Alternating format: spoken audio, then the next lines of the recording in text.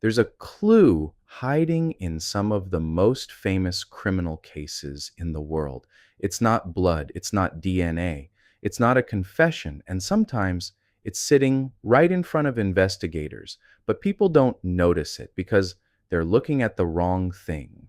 And once you see this clue, you start seeing these cases very differently. When we watch a true crime documentary, there's a very specific way we're trained to look at a case. We look for the obvious stuff: the weapon, the body, the blood, the fingerprints, the suspicious text message, the lie, the confession. Basically, we're waiting for the moment when somebody does something that screams, "I'm the killer." And honestly, that's understandable because that's how crime stories are usually told. Everything is built around the big reveal. But real investigations don't always work like that. Sometimes the most important information isn't one dramatic piece of evidence. It's a pattern, a sequence, a tiny behavioral decision that doesn't look important when you see it for the first time. But when you place it next to everything else, suddenly it becomes difficult to ignore. And that's what we're talking about today. Not a magic trick, not some fictional FBI profiler who looks at a photograph for 5 seconds and immediately knows everything about the suspect. Real behavioral analysis is much more complicated than that. The FBI itself describes behavioral analysis as examining things like an offender's motivation, victim selection, sophistication, actions, and relationship to the crime. So today we're going to use that same basic idea. We're going to look beyond the obvious clue and pay attention to behavior around the clue. Because sometimes what a person does immediately before or after a crime can tell us more than the crime itself. And here's what I want you to do throughout this video. Don't just listen, watch, because I'm going to show you several different types of criminal cases. And each time I'm going to give you the information the public usually focuses on. Then we're going to step back and ask a much simpler question.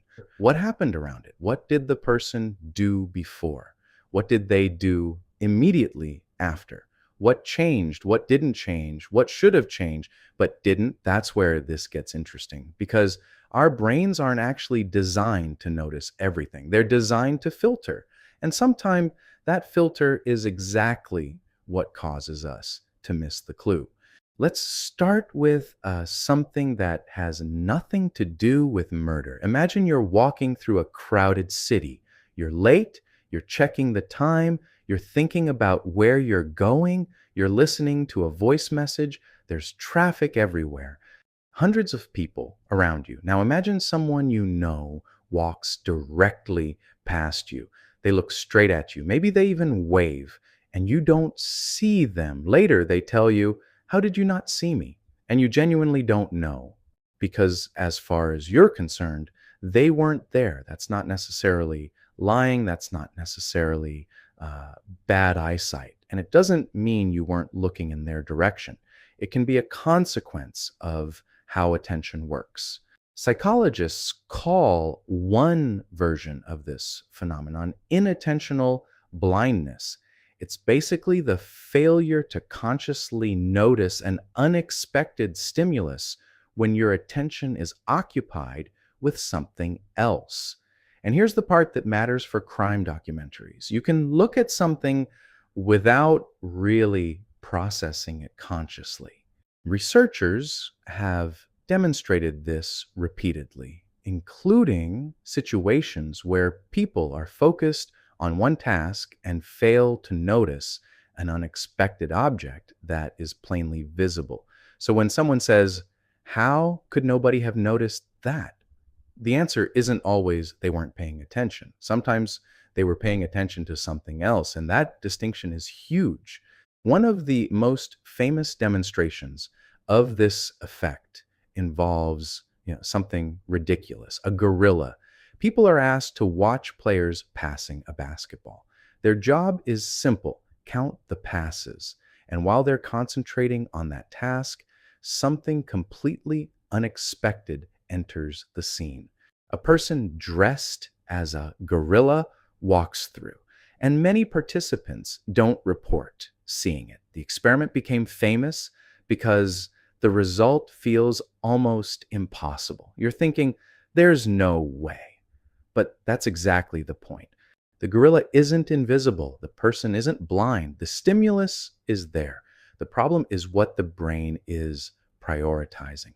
And modern research has continued to examine the conditions under which people fail to notice unexpected stimuli. Meta analytic research has found that perceptual load can increase in attentional blindness. Now, think about a crime investigation. Imagine investigators believe they're looking for a missing person, a stranger, a violent intruder, a burglary, a random attack. That expectation becomes a filter. And once you have a filter, you start seeing information through it. Here's where things get even more interesting. Before investigators can solve a case, they have to form hypotheses. That's normal. You can't investigate everything equally, but every hypothesis comes with a danger. Once you've decided what kind of case you're looking at, you can start unconsciously searching for evidence that fits that story. Let's say someone disappears. The first assumption might be they ran away, or they were kidnapped, or they're with someone they know, or this was probably an accident. Every one of those possibilities changes what investigators look for. And this is why behavioral analysis is useful when done carefully. The goal isn't to say this person looks guilty, it's to examine behavior systematically. What was the victim doing? Who had access? What was the offender's likely objective? What sequence of actions makes sense? What behavior appears planned? What appears improvised? The FBI describes criminal investigative analysis in terms of things such as motivation, victim selection, sophistication, actions, and the sequence of events. Notice something important there. Sequence, not just what happened, but what happened first, what happened next, and why that order. Let's imagine a hypothetical case. A woman disappears on a Tuesday night. Her phone is found at home. Her car is still outside. There's no obvious sign of forced entry, and investigators immediately focus on the disappearance itself. Who took her? Where did she go? How did they get her out? But let's rewind. 3 hours before she disappeared, something happened. She received a phone call, nothing threatening, nothing dramatic, just a normal call. Then she changed her routine. She left work at a different time. She stopped somewhere she normally didn't stop, and she made one completely ordinary purchase, a coffee. Nothing about that sounds important. But here's the question: why did she make that stop? And more importantly, who knew she would be there? That's the kind of question that changes an investigation, because the clue isn't necessarily the coffee. The clue is the deviation from routine. People think criminals are exposed when they make huge mistakes. Sometimes they are. But behavior can also become informative because humans are creatures of routine. We repeat things, we go to the same places, we communicate with the same people, we leave at roughly the same time. And when something disrupts that pattern, it creates information. And that's why investigators don't only ask what happened on the day of the crime, and they can ask what changed, because change is often easier to detect when you know the baseline. And that's where another psychological phenomenon becomes relevant: change blindness. The APA defines change blindness as failing to notice changes between successive scenes, particularly when the visual transition doesn't make the change obvious. The phenomenon has been documented in contexts including eyewitness identification and automobile accidents. So, ironically, we can miss something because it changed, and we can miss something because it stayed exactly the same. And that's why the next question matters. This is one of the most useful questions you can ask when watching a criminal case. Not what looks suspicious, instead, what should have changed? Think about that. If someone discovers that a loved one has disappeared, what do they normally do? They might call them, text them, search the house, call friends, contact family, check locations, panic. But people don't all react the same way. So you can't take one behavior and say, that's proof. That's not how psychology works. The better question is whether a behavior makes sense within the larger sequence. One action means almost nothing.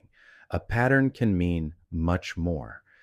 There's another clue people love in true crime: calmness. You see someone talking to police, they're smiling, they're composed, they're not crying. And immediately people online say, look at them, they're obviously lying. But slow down, because this is where true crime commentary can go badly wrong. A person's emotional reaction is not a reliable lie detector. People respond to trauma differently. Some cry, some become angry, some freeze, some become extremely practical, some talk constantly, some become quiet. So we shouldn't say calm equals guilty. That's nonsense. The useful question is different. Does the person's behavior fit the information they claim to have? That's a much stronger question. For example, someone says they were completely unaware of an event, but then minutes later, they mention a detail they supposedly couldn't know. Now, we're not judging their facial expression, we're examining information, and that's a completely different thing. Okay, let's do something. Pause the video for a second. Look around the room. Don't move your eyes. Just look straight ahead. Now, without looking, how many objects are immediately to your left? How many are above you? What color is the nearest object behind you? You probably don't know, even though you've been sitting in the same room. That's the point. Your eyes are receiving information constantly, but conscious attention is selective. Research on attention has repeatedly emphasized that awareness depends not simply on what enters the senses, but on what receives attention. And in criminal cases, that selective attention can become the difference between that's nothing and wait. The best true crime reveals often have the same structure. At first, nobody cares. Then someone notices something. Then they ask one question. Then the timeline changes, and suddenly an ordinary detail becomes significant. This is what I call the wait moment. It's when the investigator stops looking at the evidence individually and starts connecting it. A phone call, a location, a timestamp, a purchase, a witness statement, a change in routine, a vehicle movement. Individually, maybe nothing. Together, potentially very important. That's why good investigation isn't just about finding more evidence, it's about finding relationships between pieces of evidence. The FBI's VICAP system, for example, was created to help identify connections among violent crimes that might otherwise appear unrelated. And that gives us another important lesson. Sometimes the clue isn't hidden inside one case, it's hidden between cases. Now we get to one of the most fascinating parts. What happens after the crime? Because people naturally focus on the event itself. But imagine a person has just committed a serious crime. The crime is over. Now they have a problem. They have to live with what happened. And that means decisions. Where do they go? Who do they contact? What do they do with evidence? Do they suddenly change their routine? Do they return to normal? Do they create an explanation? Do they tell someone? Do they start controlling information? Again, none of these behaviors automatically proves guilt. But behavior after an event can provide context. And sometimes the biggest question isn't what did they do? It's why did they need to do that? This is one of the most disturbing things about true crime. A person can do something horrific, and then the world doesn't immediately stop. Cars keep driving, people go shopping, restaurants stay open, people answer emails, someone buys groceries, someone posts a picture, someone goes to work. And because normal life continues, we instinctively assume everything must be normal. But normality is not proof of innocence, and abnormality is not proof of guilt. The real clue is often the relationship between behavior and circumstances. That's why we have to be careful. We're not looking for a creepy smile. We're not diagnosing someone from a 3-minute interview. We're not saying he looked weird. We're asking, what information does this behavior actually give us? That's a much harder question, and it's a much better one. There's another reason we miss these clues. We're attracted to dramatic information. A confession feels important. DNA feels important. A weapon feels important. A shocking photograph feels important. And sometimes they are. But our attention is naturally pulled toward things that are emotionally powerful. That's why a quiet behavioral detail can lose. A timestamp doesn't feel exciting. A change in routine doesn't look cinematic. A strange phone call doesn't look like evidence when you first see it. But those boring details can build the timeline, and the timeline can expose the story. So if you've been watching this video waiting for me to tell you, here's the one clue that proves everything. I don't want to do that because real criminal investigations don't work like that. There usually isn't one magical detail, and behavioral analysis isn't mind reading. The FBI itself has warned in its discussion of criminal investigative analysis against the exaggerated image of profilers as almost psychic figures. The real value comes from combining information, behavior, timeline, victimology, physical evidence, witness accounts, digital evidence, forensics, and context. The clue becomes powerful when it agrees with other evidence. That's the difference between analysis and speculation. What changed before the crime? Routine, communication, location, relationship, behavior. What stayed strangely normal? Who continued their routine? Who didn't react? Who behaved exactly as usual? Again, not proof, context. This is probably the most important one because documentaries usually show before, crime, after, but the missing information is often in the middle. The 10 minutes between two phone calls, the hour before someone disappeared, the conversation nobody thought was important, the ordinary stop, the unexplained change. That's where you should look. So, what is the clue that people keep missing? It's not one object. It's not one facial expression. It's not one suspicious sentence. It's behavior that only becomes meaningful when you place it inside the timeline. And maybe that's why it's so easy to miss. Because when you look at one moment, it looks ordinary. But when you look at everything around that moment, the story can change. And that's something you can use the next time you watch a true crime documentary. Don't just ask, who did it? Ask, what happened before anyone knew a crime had occurred? Ask, what changed? Ask, what stayed normal? And most importantly, ask, what happened between the moments everyone else is talking about? Because sometimes that's where the real story is hiding. The human brain is incredibly good at filtering information. That's what allows us to function. But in a criminal investigation, the thing your brain filters out might be exactly what matters. Research on inattentional blindness shows that people can fail to consciously notice unexpected visible information when their attention is occupied elsewhere. And that's why the best investigators don't simply ask, "What do I see?" They ask, what am I not seeing?" That's the difference. Noticing the obvious is easy.